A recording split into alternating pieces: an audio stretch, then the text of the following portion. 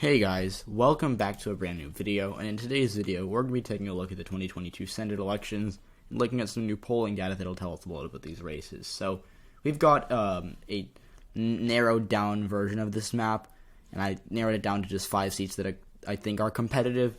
New Hampshire is certainly the one you can make an argument, to fill out as Democratic, but I guess I'll do it for the sake of this video. But I do want to reiterate that I think the Republicans do have a real chance of winning this race. For the sake of this video, we don't have any new polling on it, so I'm not going to talk about it in this video. Now, you may be asking why North Carolina is down from likely Republican to lean Republican, and the first poll we're looking at here is from Emerson that came out, and it had Sherry Beasley up by 2 over Pat McCrory, despite the fact that she was losing to Mark Walker, Marjorie Eastman, and Ted Budd. And so the reason that this is interesting is because, look, Sherry Beasley is not going to win this race. She's a good candidate. She's actually won a statewide race in North Carolina before as a Supreme Court justice in the state. But at the end of the day, I think that she's not going to win this race, and that it would be very unlikely. It would be very hard to see a scenario in which she does win this race. So the reason that I'm talking about this poll, though, is because it clearly shows that there is a crossover, right? There are people who are going to vote for Mark Walker, Marjorie Eastman, and Ted Budd that are not going to vote for Sherry Beasley. And the reason I think that's interesting is because, not Sherry Beasley, Pat McCrory. And the reason I think it's interesting is because McCrory actually might be the favorite to win the GOP nomination here.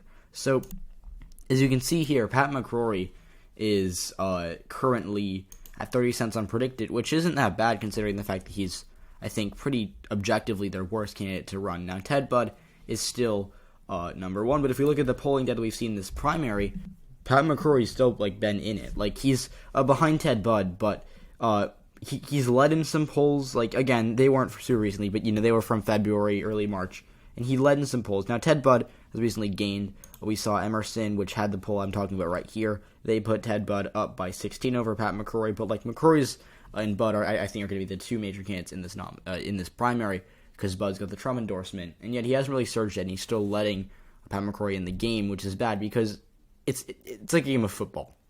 If you're a big favorite to win and you come out of the gate, favored by, let's say, 10 to 14 points or something like that, you let your opponent hang around in the fourth quarter, they're only down by 3 and they have the ball, they're going to make you pay for it. If they're still in the game in the fourth quarter, in a game they should have lost easily, that's bad.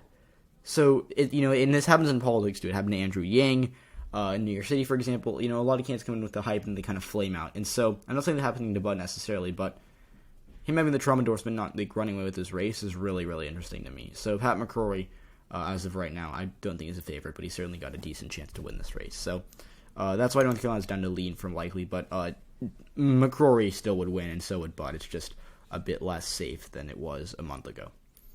Now, I'm going to fill out the rest of these states and just talk about Georgia, and I think Georgia is really, really conflicting. I'm getting a lot of mixed signals there. So, first of all, I do think the Democrats are going to win Nevada.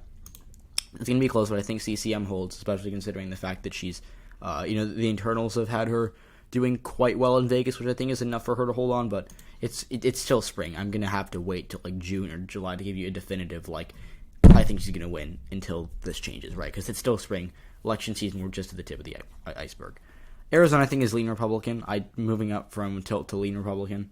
We'll talk about that in another video, and then I think Pennsylvania is also lean Republican. So Georgia is the last state I haven't filled out, and I think it's a pure toss right now. I think Georgia is truly the most competitive Senate race, and I say that because I'm getting a lot of mixed signals here. So the latest poll was pretty good for Herschel Walker, and it was from Emerson too. And this is notable because Emerson came out and said Beasley was up by 2 over McCrory, but that Warnock was down by 4 to Walker. And as we know, North Carolina and Georgia are not really the same states. North Carolina is expected to vote, 5, 6, 7% to the right of Georgia in 2022, and yet this polling that we've seen has Beasley up by 2 over McCrory, Warnock down 4 to Walker, which would it would be really weird to see North Carolina go blue but Georgia go red. It would suggest there are a lot of trends we haven't picked up on yet.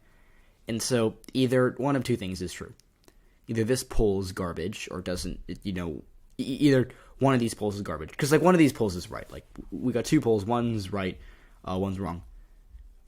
Or we are misunderstanding the electorate and everybody in the world doesn't know what they're talking about. So, it's American politics. It's pretty ambiguous, pretty confusing, but I do think that there's at least there would be some wisdom out there that, hey, this might happen, and there's none of that. There's no reason to think other than this poll that Walker and Beasley are going to be in the Senate next year.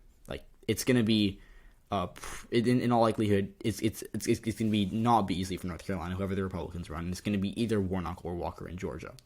And so, yeah, I just wanted to say that. Now, to be honest, I actually can buy that there's like a credible poll that has Beasley up by 2 over McCrory, because she's only at 43%. This doesn't mean she'd beat McCrory or that she'd be favored. It's just that there are a lot of Republicans who are going to vote for Walker, Eastman, or Budd that won't vote for McCrory or undecided or maybe voting for Beasley. So yeah, it'd be closer, but I don't think she'd win. So I think this poll isn't atrocious. It's just not great.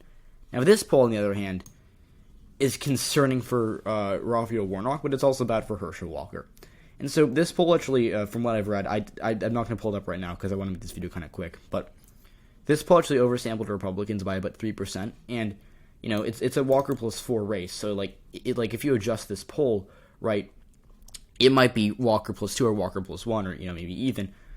But the reason that this poll is weird is because it comes as Herschel Walker's having a very bad month. So Herschel Walker is actually facing a lot of scrutiny from the Republican Party behind closed doors because he made that comment about how he doesn't really understand evolution. Like he made a comment about how humans don't evolve from monkeys or whatever, apes, or he said he questioned a basic principle of evolution, and yeah, he can do that, but it's not going to work out very well for him with the voters who have college degrees in suburban Atlanta.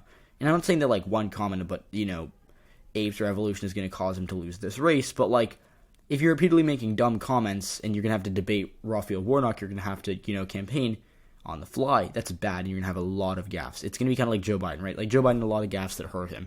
Walker's going to do the same, but I think at an even greater extent.